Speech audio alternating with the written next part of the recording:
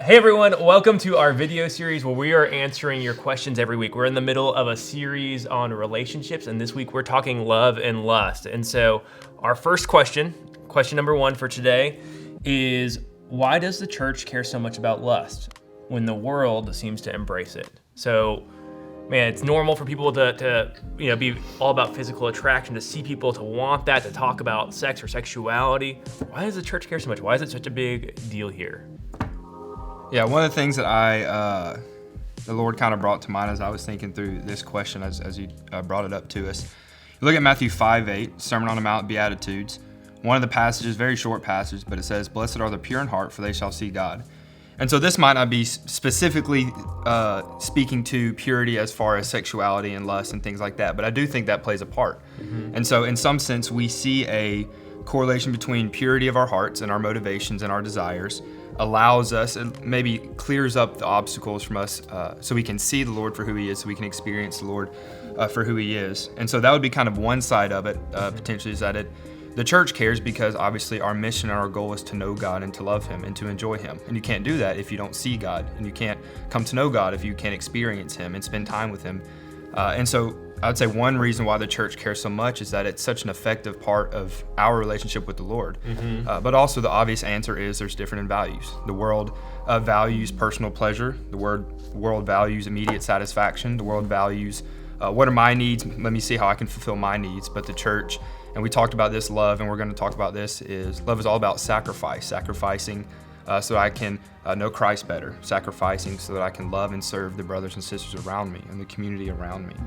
And so I think those are two immediate reasons why this question is so much more important for the church, why the church cares so much more about this topic than culture really does. Mm-hmm. I think going along that, talking about the heart, and in Proverbs 4:23 it says, "Above all else, guard your heart, for it affects everything you do." And so I think where the world, like you said, is consumed with, hey, what do I want and what's best for me? And I mean, scripture is about, we've got to guard our heart. Yeah. And so I think the church obviously is concerned about that, because if your heart is set on lustful things, like that's going to be the overflow of how you live. Mm-hmm. Yeah, I remember talking with someone before and talking about the effects of the heart is, from the overflow of the heart, the mouth speaks. Mm-hmm. Yeah. And to even get a little bit more practical about it is what you value in your heart becomes what consumes your thoughts. Mm-hmm. And then what you value and what you think about then turns into what you do. It's what you act towards. And so like now your actions are being dictated by the things there. So to guard your heart and to be aware of what you value is huge. What about a little bit later in Matthew, Jesus, there's a classic passage of, if your eye causes you to lust or your hand causes you to lust, like get rid of that thing. Like that, they're talking about like, why does the church care so much? It talks about how much the church cares about it. Like, does that feel extreme to you guys? Do you think that feels extreme to our culture of like, get rid of anything that's causing you to lust like that? Absolutely, because I think comfort is first and what we want. And so we naturally go to that.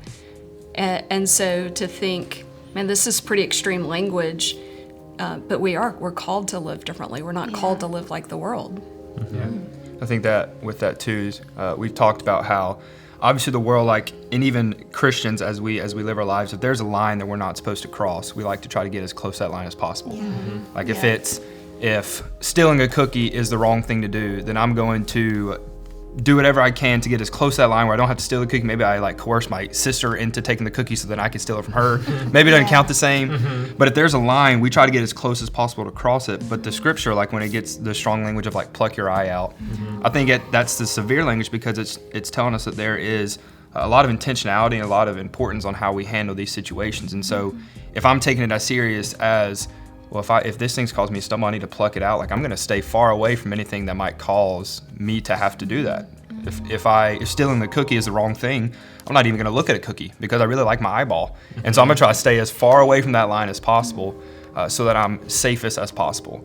Instead, the world, the way we naturally live, is we like to try to get right up to this line and even sometimes cross over and just try to stay close enough to where as soon as we feel bad or someone questions us, we can say, oh, no, but I'm not that far. Like, I'm right here.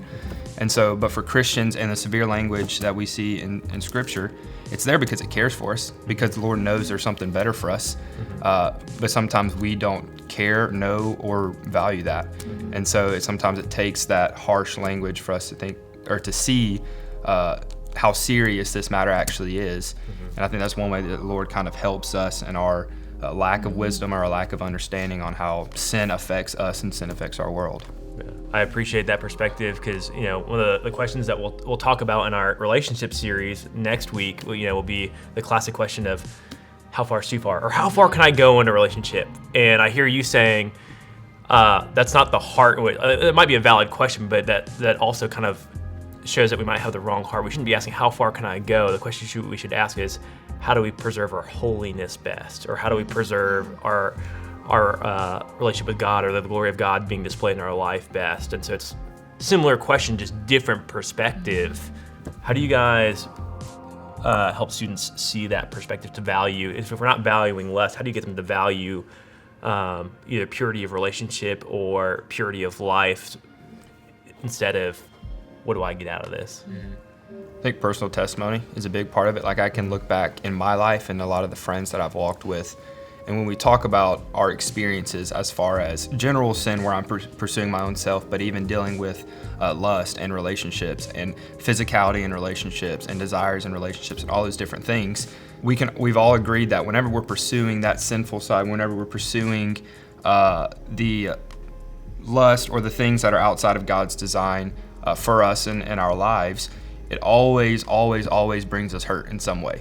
Whether it hurts me individually, like I could see how it affects my relationship with others, or I could see the way that I'm viewing people is starting to deteriorate, or whether it's hurt other people, like maybe it's led us to do things or say things or think things about other people that are hurtful to other people. And so I think for me, when I look back at the personal testimonies that I personally have and people that I know have, the lust, the sin that we choose always brings hurt. It's never brought any good. But on the other side of that, whenever I've been obedient to Christ and I've followed after His design for my life, there's been a lot of joy, there's been a lot of peace, there's been a lot of contentment and satisfaction to say like, man, that's so much better than like the anxiety and the shame and the guilt that you're feeling when you're living outside of God's design for you. So I think personal testimony is a good way, because we've talked about it too, like people's stories relate to other people. And so I might not know you very well, but if I tell you my story, you might say, hey, I had a similar story in that sense, or similar story in that sense. And so in ways where we might have only known each other for 5 minutes, we can relate to things that maybe we've been dealing with for 10 years. And like, okay, I find common ground with you. And so I think personal testimony is a really cool way to be able to connect that with students. Yeah. Well, guys, thank you so much for joining us for question 1. You can come back and check out the next video for question 2.